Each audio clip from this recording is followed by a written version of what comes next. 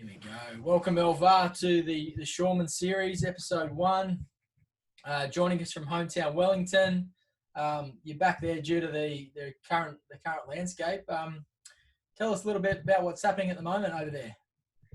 Yeah, pretty fortunate to have the support of the club to let me come home and be close to family. We've gone from level 4 over here to level 3, which is similar to what Australia are in at the moment. But while I'm back here, we're staying up to date with the players and staying in contact through Facebook, WhatsApp texts, and Zoom meetings. So there's still work to be done, and the boys are looking forward to when we can finally get back out on the field. Yeah, great stuff. So just a little bit about yourself. Obviously, hometown Wellington. You grew up there. You done a bit of coaching there, and you've landed at North Sydney. How have you found the transition to Sydney and to the club so far? Yeah, born and bred in Wellington. I grew up here, one of 5 children, and doing coaching now. So through Wellington, a couple of stints in Japan, and now in Sydney with Northern Suburbs. It's been great. The club's been fantastic for me. I've really enjoyed the Sydney culture and the lifestyle. I haven't spent too much time prior to arriving over there, but really enjoying it and enjoying the club, and the players have welcomed me with open arms. Yeah, nice. So you just touched on you're one of 5. What does the current Vaa family look like in hometown Wellington? Well, yeah. So my wife and I, Nari, we've got 6 kids and 9 grandchildren on the way. Well, we've got 8 grandchildren at the moment, and our 9th's going to be due in 3 weeks' time. So nervous times for the family. Yeah, wow, and obviously great. You can spend a little bit of time with them through this strange period, but we're looking forward to having you back and getting back into this season. So you arrived in the middle of preseason in early January. A little bit of work had been done. Can you tell us about your arrival and what's been done to date? Yeah, got in mid-January. The work that I'd done, the work that had been done prior to me arriving, led by Zach Beer and the other coaches and S&C staff, had been fantastic. I just came in and we got stuck into. We went big picture, getting stuck into attack and defence systems and throwing the ball around and trying to figure out what kind of team we wanted to be this year. And that's been fantastic. It's challenged a few players from what they'd done in the past, but they've all bought into it, and they're working hard through our meetings on Zoom and our communication on social media. Yeah, fantastic. So we obviously had a great camp in sort of the middle of February, and we were on track. We went down. We played our first trial in the start of March in a soggy Camden, and then COVID hit. But let's just touch on that trial for a minute. One from one for yourself and Zach. What were your biggest takeaways from the trial, and probably what were you looking forward to the most come the season? Well, the biggest takeaway from us is that the boys can play.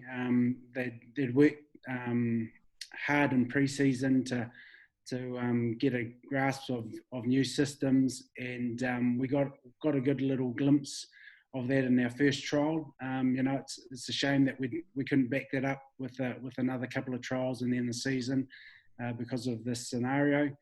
But the main thing is that there's plenty of space across the field that we want to expose and see in our trial, which we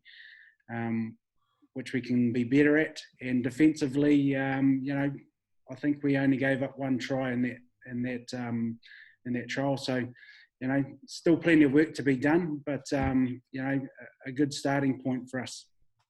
Yeah, great. And so you mentioned that you're staying in touch with the players quite regularly via Zoom, and and the like. Can you give us a little bit of an insight into what COVID has meant in terms of coaching and keeping the players engaged and their fitness up to scratch for when we do return at some stage? Yeah, well, in terms of the S&C, not too many gyms happening, and boys don't, or players don't, have access to too many weights in their houses. Some are lucky too, but others don't. So our trainer Gavin has been, thinking outside the square to get the boys ready for when we get back out on the field. So a lot of body weights, a lot of running exercises, and a lot of challenges that the boys can push themselves weekly. Rugby-wise, we've been able to use Zoom for meetings and catch-ups with players as a whole or individuals working on their games. So all those tools have been handy to us, and that's just the way that we've got to roll at the moment. Yeah, great. And so we've probably seen a little bit on our social media pages. There's been quite an influx of international players come to the club. Can you give us a bit of an insight into some of the internationals, or even some of the new faces and characters that you've met, and just expand on the new look team? Yeah, we are a bit of a team of all nations. We got players from Ireland and Argentina, South Africa, New Zealand, France. It just adds to that flavour that we've got here at Norths already. Well, we've had a couple of questions from our members just to get to know you a little bit better. A couple of easy ones to start off with, and what's your favourite food? Fried chicken. Yeah, fried chicken's my favourite food. And if you're in the kitchen, what are you cooking? Well, my wife taught me when we first started seeing each other how to make lasagna, and that's sort of stayed a favourite for the family. So I don't mind putting the apron on and doing a lasagna. Yeah, right. Good staple for a lot of kids. Nice. What can we expect to see this year from a North game plan? Yeah, probably something that they haven't seen before. We want to use the ball a lot more. Zach's very big on catch and pass and offloading, and seeing where the space is. Look, we just want to make sure that that we're getting the ball into where their space is. Yeah, right. And another one from our members, a little bit on your rugby philosophy. What is your philosophy on the use of reserves? Should they be fresh? Should they play reserve grade? And when you're looking to use them? Oh, I guess the decision around that will depend on the opposition or the week that we've had in the prior week. So I think, to be honest, I think it'll all depend on the week that we're having and the opposition we're playing. So you might see some fresh reserves, and you might see 7 reserves or 8 reserves that run out in second grade and then come sit on the bench. So just one of the anomalies. The philosophy will change each week. Yeah, fantastic. One of the anomalies that is club rugby.